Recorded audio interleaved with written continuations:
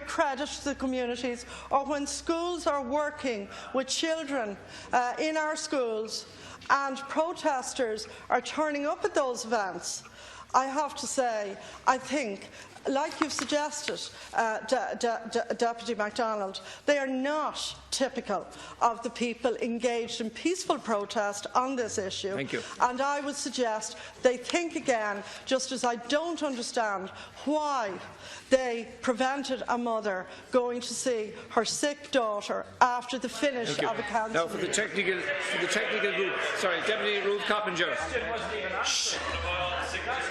Deputy Coppinger. Deputy Coppinger. Thank you, Last Count Corla. Taoiseach, for 4 days in a row, there's been unprecedented Garda operations in West Halla.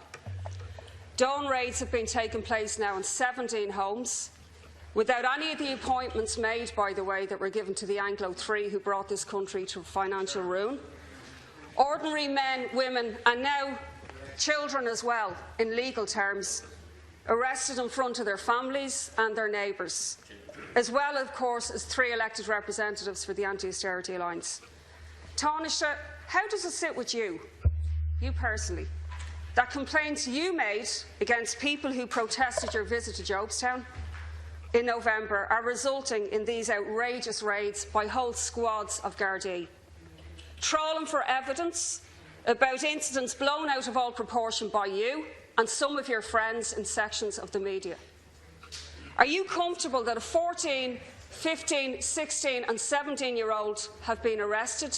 As we speak, a 15-year-old is missing a day of school. Shame. You say you're concerned about education. You've said nothing about the school that they're missing because they might have taken part in a protest against yourself. The talk in Jobstown is that a message will be sent out soon for the firstborn of everyone in Jobstown to be rounded up to please you. Is your wounded political vanity really so precious, Taoiseach? Is your wounded political vanity so precious that you need this vindictive attempt to criminalise a whole working-class community in this way? We now have hundreds of decent people in Jobstown and in Tala who took part in a protest, now in genuine fear that they'll be arrested, who will mind their children, etc. Now, you've said you're independent, you've talked about on Cusson. Let's be honest, you were not wanted by the people getting their degrees in on Cusson, actually, and that was made perfectly clear. Taoiseach, can I ask you why you feel, Taoiseach, why do you feel that you're so special? Thank you. There are vulnerable women with barring orders who can't get them enforced by Gardaí, but yet there's a whole unit for the last 3 months in Tala doing nothing else but investigating hours of video footage on your behalf. For decades, by the way, ministers and Taoiseach have gone around this country and encountered hundreds of protests, had their cars impeded, had verbal abuse shouted at them, and I'll give you 2 examples. Sorry, Deputy, you're over time now, please. Taoiseach Bertie Ahern in 2002 visited Waterford. He had his car kicked, he said. He had choice language thrown at him. He came in here and he complained. Charles Haughey in 1989 had his car blocked by a sit-down protest of students in UCD as well. Neither of them, for all their sins, went and called out the dogs and called on a repressive police response for the behaviour that they faced. No, it would seem that takes a special. It would seem that no, it takes.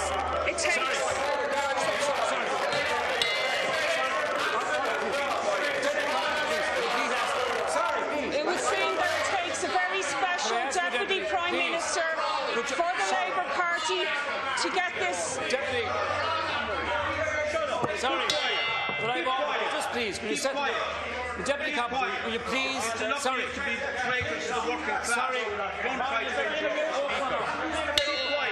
No, I want to say just finishing last you have 2 minutes as soon as I get some chance. The has 3 minutes for reply. Yeah. Then it's 1 minute for a supplementary. This is my question. Will you please ask the question? Taoiseach, why has it taken a very special Deputy Prime Minister for the Labour Party to call for such repressive police response. Thank you. Larkin and Connolly would be turning in their graves. And can I put it to you that there's two reasons why this is happening. Number one is because working class people have deigned to actually protest against austerity ministers who come to their communities, and you would like them to get back into their boxes. Sorry, thank you, Deputy. And the second reason is because you want Deputy, to take on the biggest protest movement taking place in this country, which is the anti-water charges movement, at a particular time when bills are going to be prepared now to be delivered to 2 million homes. Thank you. Will you call on the Garda to stop making these arrests? We've had the question, please. Will you call for this to stop, Taoiseach? No, please, have some order, please. Taoiseach. Please.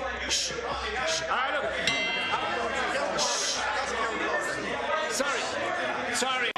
Excuse me, I've called it on. First of all, Deputy Higgins.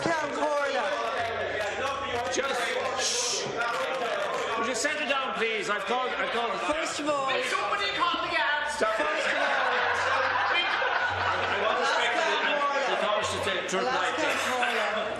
I want to ask the Deputy, in the interests of the many Garda who serve this country and who serve the people and citizens of this country with distinction, with heroism and with bravery, whether when you made a reference to dogs you were actually including in that our Garda Síochána.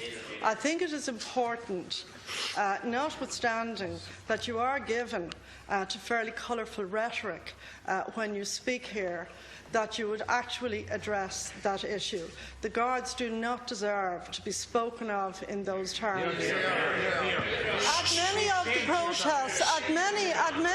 protests, Deputy, I have heard, at many of the protests, I have heard language used to both women and men, members of An Garda Síochána, which I certainly feel is not appropriate language. And I have to say, in all of my years in politics, where the deputy sitting beside you on your right has been, I have never heard him resort to that kind of language. In all fairness to him, we have had many political disputes, but I have never heard Deputy Higgins resort to that kind of language. And I have to say that because I do understand there's a lot of hot temper flying around the chamber at the moment. In fairness to Deputy Higgins, I just want to acknowledge that. We have had many very detailed discussions and disputes on political matters. Order, please. Let me reiterate again that it is a cornerstone of our Constitution and our democracy that I will defend that we have an independent Gardaí and we have an independent judiciary and we have an independent complaints procedure. That may not be good enough for you, but the Constitution of this Republic and an independent Garda operation is absolutely paramount for me and for anybody who respects the Constitution. And let me say this as well, Deputy. It would be absolutely inappropriate for me or for any other serving minister, or indeed for any politician, to comment in any detail on a Garda matter that is actually underway. Thank you. Now, Deputy Ruth Coppinger, you've 1 minute. Could we please have order? Taoiseach, you made a pathetic attempt by me using a figure of speech to avoid answering any of the questions. Yes. Which was why, despite you saying it's independent, are you happy that about this week alone 100 Gardaí have called to people's homes, about 300 man-hours this week alone, and 280 hours of video footage and an incident unit in Tala, and you've no control over it? Are you happy that teenagers are missing school? Are you happy that mothers are afraid now that they'll be rounded up at any morning? Is this going to go on in batches of 4 and 5 for the next 10 days until you reach the magical figure of 40 or 50 that's been suggested in the media? Taoiseach, there's major historical examples I gave you of Taoiseach of a higher standing even than yourself, who had their cars impeded and blocked. This is nothing new, and I just put it to you, is it different when it's students or when it's working class people? You know, because that seems to be what you're saying. And for your information, there's one TD in this House who was very badly manhandled, actually, on that protest, and it's actually Paul Murphy, which is expressing sympathy with him. And that's shown on some of the video footage as well. Question, please, Deputy. Can I just say, Tánaiste, on Tuesday you grievously betrayed women suffering the trauma of fetal abnormality. You're on a different by issue. Your stance. Today you've brazenly come in here and you continue to stand over the hounding of an entire working class community. I would say that you've just, with these actions, they will definitely backfire. People will boycott the water charges bills, Tánaiste, which is what this is essentially about. You're trying to demonise. You're trying to demonise protesters at a key time in the battle against the water charges. This will actually rebound. You'll be gone, I've no doubt about it, in the next election, and the entire Labour Party probably with you, and so too will the water charges. Thank you. Tánaiste, to conclude. What I have devoted my time to doing in relation to people in communities all across the country is to actually help people to get back to work. And I will defend that. When we came into office, Deputy, you weren't here at that time, but actually you may know that unemployment rates at that time had soared to 15% and that 330,000 people had lost their jobs. The country was in a difficult position because of the collapse of the banks, and what this government and this House has sought to do is to actually restore to people,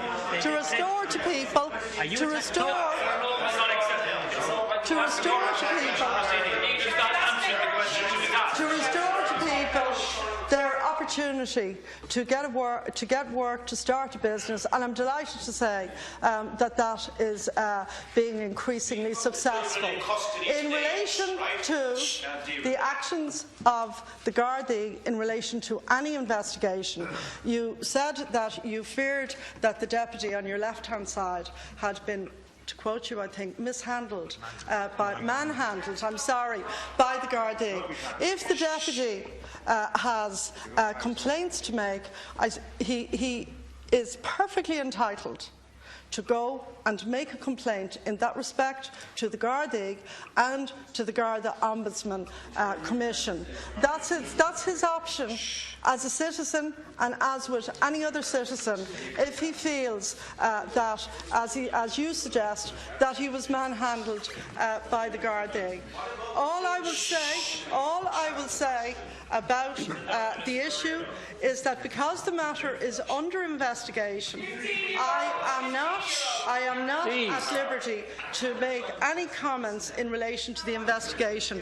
By the way, your suggestion that I have made complaints to the Garda, I don't know whether Deputy Murphy has made complaints to the Garda, but I certainly have not. Thank you, Tánaiste. That concludes leaders' questions now.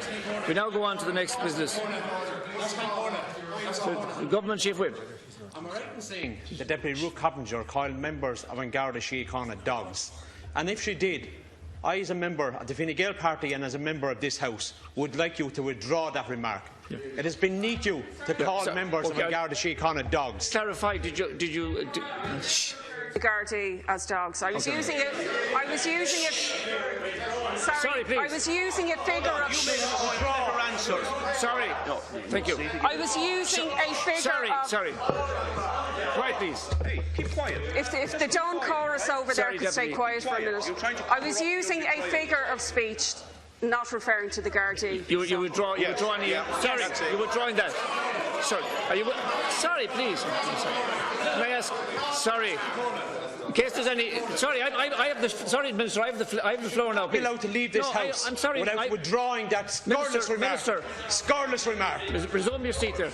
Sorry, could I ask, please? Could we have order, please? Sorry, Deputy Coppinger, in case there's any misunderstanding, you did not call any member of the Garda, or you didn't call the Garda dogs. Is that?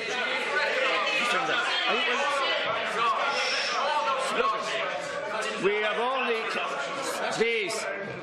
Sorry, Ken, the expression I used was call off the dogs. Jobstown. It's nothing to do with the Garda. I'm calling the Taoiseach. Sorry, I want no more. That's Concorda. I'm very clear That's about... Concorda. I'm sorry, I'm calling the Taoiseach. I'm sorry, Minister. As a point of order, that's Concorda. This is the second point of order, no, Minister. No, that's Concorda. What? Mr. I think you've had the point of order. No. That's Concorda. There's members of my family, members of Garda Síochána, as there is members of many other families in this House. Absolutely. Is she referring to my family members who are members of Garda Síochána dogs? I think that's clear. I think that's clarified. She should be asked to apologise and withdraw the remark. I think she's clarified the matter. She did not withdraw the remark. She did not withdraw. Taoiseach. Can I say to Deputy Coppinger? Sorry. Do I have the... Sorry, I understand it's leaders. Can I say, and I just want to say in fairness to Deputy Higgins, I don't associate that kind of language ever with Deputy Higgins. In many long and detailed discussions and political arguments with Deputy Higgins, I want to be clear. I think it would be wise, in terms of the honour due to the Garda, many of whom have lost their lives and suffered serious injury in defending this state and this country, that Deputy Coppinger removes and resiles from the figure of speech that she acknowledges she used of calling off the dogs. Our Gardaí are not to be referred to in those terms, Deputy. And can I also say, Deputy, in relation to what happened at Fingal County Council, where you and I had the privilege to serve as members of that County Council, it is not right that the Mayor of Fingal was obstructed by demonstrators from seeing her daughter in hospital. And I think you should disassociate yourself from Minister, I'm asking the order of business. Taoiseach, to the order of business, please. And everyone more. Excuse me. Oh, this is the last speaker on this now. I have something to say. I have something to say.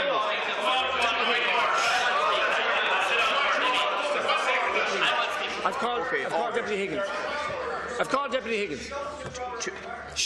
Two members of the government have stood up and in the most pathetic way tried to divert attention from the fact that children are in custody in Tallaght today. Sorry, Deputy. As a result of the Taoiseach. Deputy, please. Deputy, can you resume your seat? I've just one sentence to say. Yes. In the English language, we use figures of speech for impact and for effect and to drive home a point. My colleague Ruth Coppinger did not refer to men and women members of the Garda as dogs, as is being alleged. Thank you. She has clarified that she was using a figures of speech, and the dogs of war is a very, very known figures of speech. Right, thank you. Read your Shakespeare, Taoiseach. Read your Shakespeare, and there right, you will find it. Sorry, Deputy, now, please resume your seat. Resume your seat.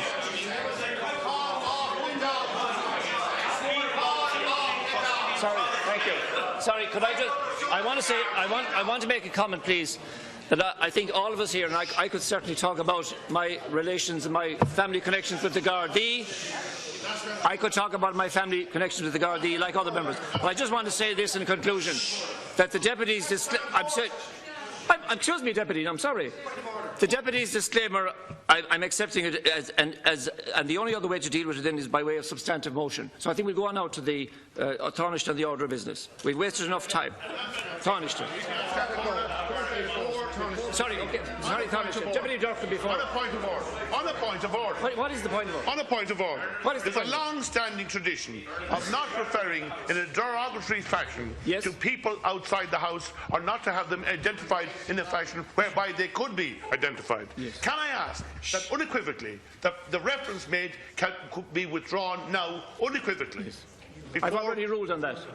I've ruled on that. Has it been done? And I've ruled on that. And I'm has it been done, though? Yes, the Deputy has disclaimed that. I'm saying that you could put down unequivocally withdraw the insult. A substantive motion, and the Deputy has disclaimed what she is. There's no need for a substantive motion at all. The Deputy must withdraw the insult. Yes, that's done. Taoiseach. The order of business shall be as follows. Quiet, please, Deputy Higgins. Come on, please. The new law. I'm now tarnished to announce the order of business. Number 2, the Valuation Amendment Number 2 Bill 2012.